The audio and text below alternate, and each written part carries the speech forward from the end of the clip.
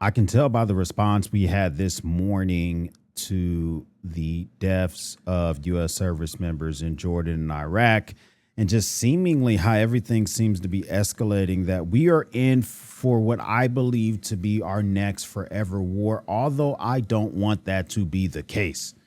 First off, before we jump into anything and I give you updates on anything, especially on how I think this could affect our pockets specifically, I want to talk about the two service members that have been identified as of early this morning. And they're just so young. First Lieutenant Tyler James Fehan, 25, of Hawaii. Private Isabel Gonzalez, 19, of Texas.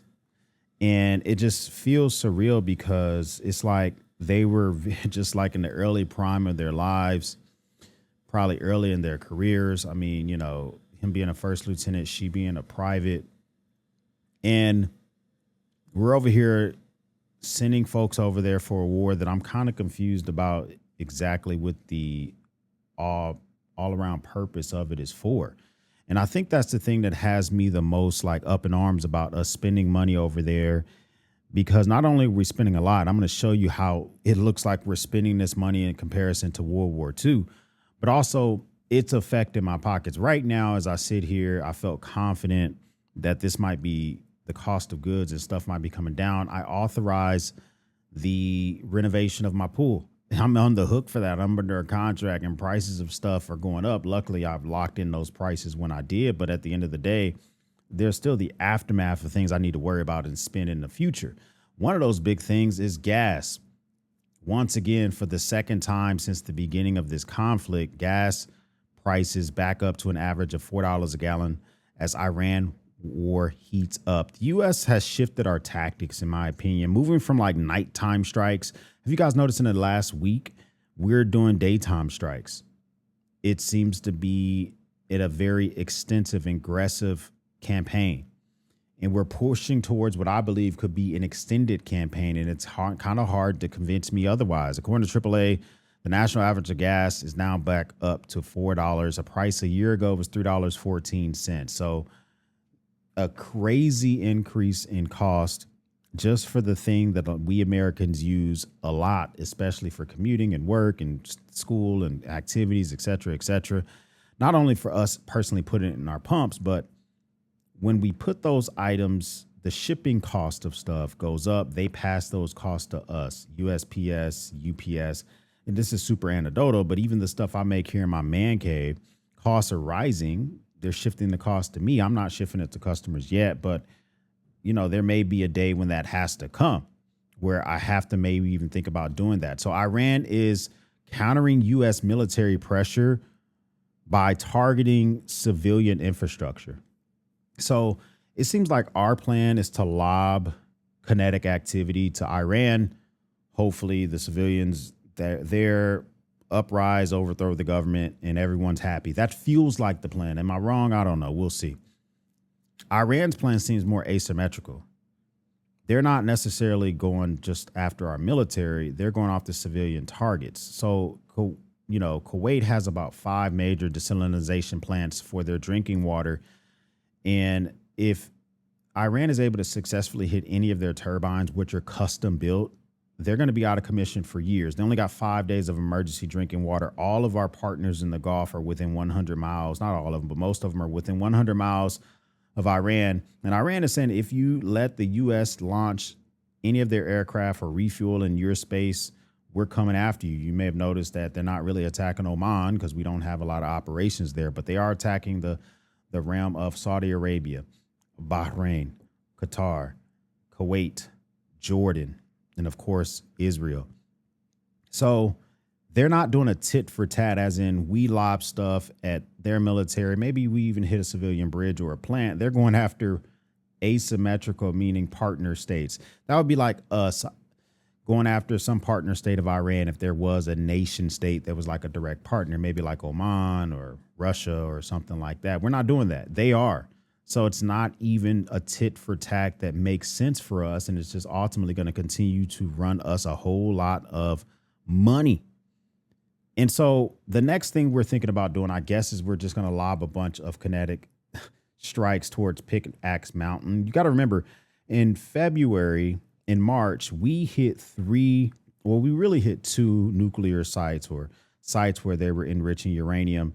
And then there was that third site that I kept mentioning back then. I said, hey, what's going on with Pickaxe Mountain? That's the deepest, over 200 meters deep. It's granite. It's a mountain. Our best buster bunking bomb cannot reach the facilities at Pickaxe Mountain. So are we just going to destroy the entrances? We're going to maybe try to take out the scientists. I guess we could try to do all that, but what's going to end up happening, we're just going to put them in this place of darkness where they can just have unfettered access and just time to develop a nuclear weapon, because I don't think we can hit Pickaxe Mountain without doing a ground invasion. So now it seems like these bunker busters can't get the job done. I guess we're going to just kind of collapse some entrances and just call it a day. I don't know if that's us saying that we completed the mission in regards to them not getting a nuclear weapon. And Iran seems to be ready for whatever might be coming next. Iran says they're ready to welcome U.S. ground invasion as the tit-for-tat attacks continue. Now, the thing is that Tehran has said that they're welcome to an American ground invasion. But the same, the same minister spokesman, I can't pronounce his name, Ismaili Bahrain, he also said he's welcome to doing talks, which seems to be like he seems to be on both sides of the fence, right? So take this with a grain of salt when he says that they're ready and they're willing for a U.S. ground invasion. But I don't think that we should just 100% think that they're not ready for something like that. And if we're going to go in with special forces or go all in, that's going to be something that we definitely need to be cautious about. New initiatives. So we're thinking about trying to open up the Strait of Hormuz, which was open before all this started, but it has become a new initiative since we started. But now we have to worry about another strait, another body of water, another passageway being possibly closed down if Yemen's Houthis declare a naval blockade on Saudi Arabia, widening the threat to global oil supplies. Now, you got to remember, the strait that they're thinking about closing, right? So the Bab el Mandeb gateway to the Red Sea, that doesn't mean Saudi Arabia can't get any of their oil out. They can still go to the Suez Canal, which is north for them, as long as their infrastructure is still intact. But that still can influence the global oil supply, which can make prices go up again. So now we got the Houthis making threats in Yemen. We have vessels that are constantly being struck in the Strait of Hormuz by seemingly, I would say, Iran, maybe Oman. I don't know. But not only that, we also have the Ukrainians going after Russian oil depots, which, hey, that's a whole war over there, right? They're doing what they got to do. But the point being is that still can influence the global oil supply and influence prices. So if we are seeing, Kyiv going after Russia oil depots, going after their natural gas, the Black Seas, all that stuff that's influenced with the Black Sea, we have to plan for that. We're seeing that the possibility that Saudi Arabia can only get their stuff through the Suez Canal, which we have to plan for that. And I'm really led to believe that we're in a strategic quicksand. I think that we're in a sunken cost fallacy. We believe we've already spent all this bread. If we pull out now, we're going to look like some chumps. Man, let me look like a chump. Save some money. And so I think that we don't have a plan B. I think plan A right now is to just lob. And it's going to be a permanent regional war.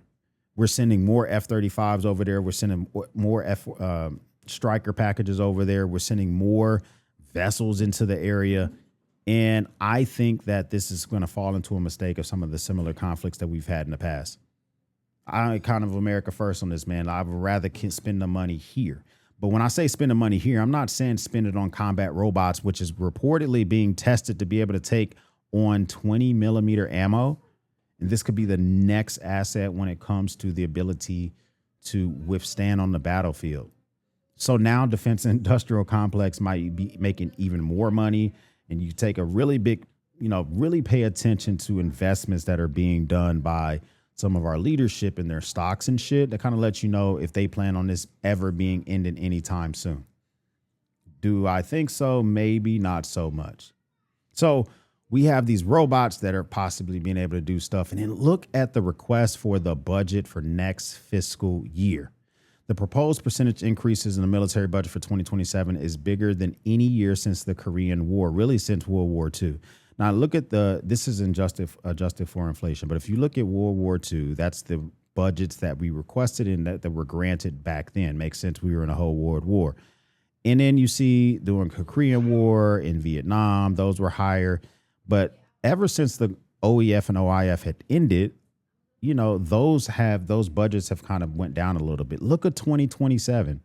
The Pentagon is requesting 1.5 trillion as a top line budget for the Department of War.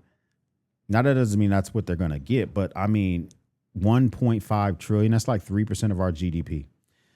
And that leads me to believe that the wars that could be possibly going on around the world are not slowing down, because if you're requesting that type of budget, if you're requesting that type of money, then I 100% can see that we intend to keep these things going. I don't know, maybe for an indefinite amount of time. But what do I know? You're not worried about it so much. You think everything is going to be fine. Maybe I'm tripping. Comment down below. I would love to know what you think. First time stopping by, hit the subscribe button. I would love to have you part of the battalion. If this is not your first time stopping by, well, thank you once again for watching me run my grape. For everyone else, we'll speak soon.